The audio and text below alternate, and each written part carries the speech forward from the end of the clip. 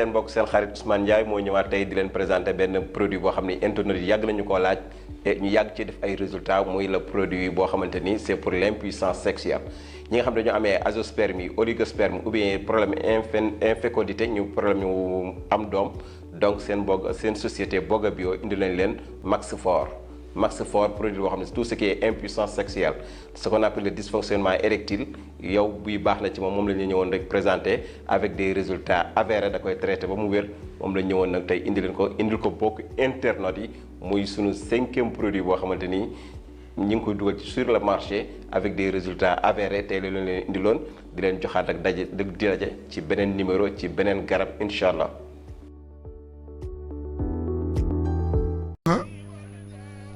mu ni boo demee ci lubbul albaab li mawlaana taajil aarifin moom moo nettali ni jëlee nañ ci Anas ibnu Malik mu jëlee ci yonent yàlla Muhammad sallallahu alayhi wa sallam déglul de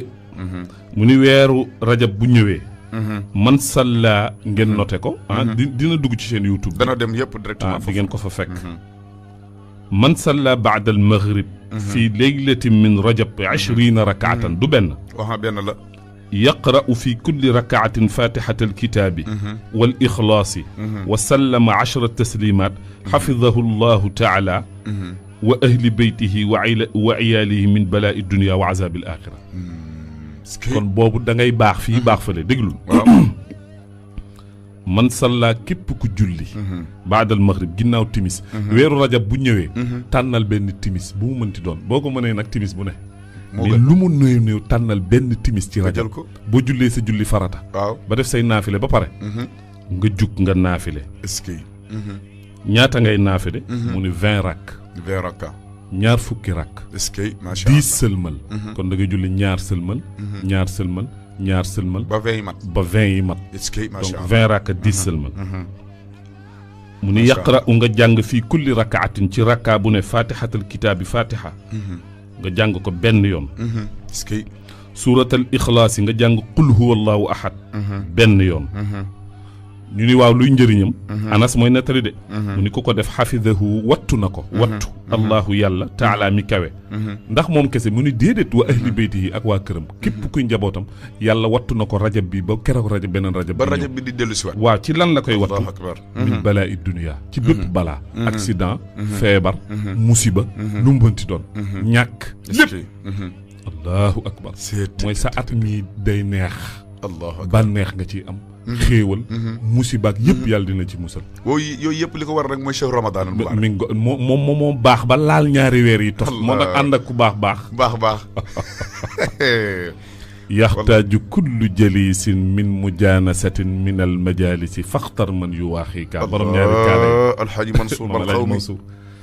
moo tax daam nañ ko tuddee amir shuara le prince des poètes wallahi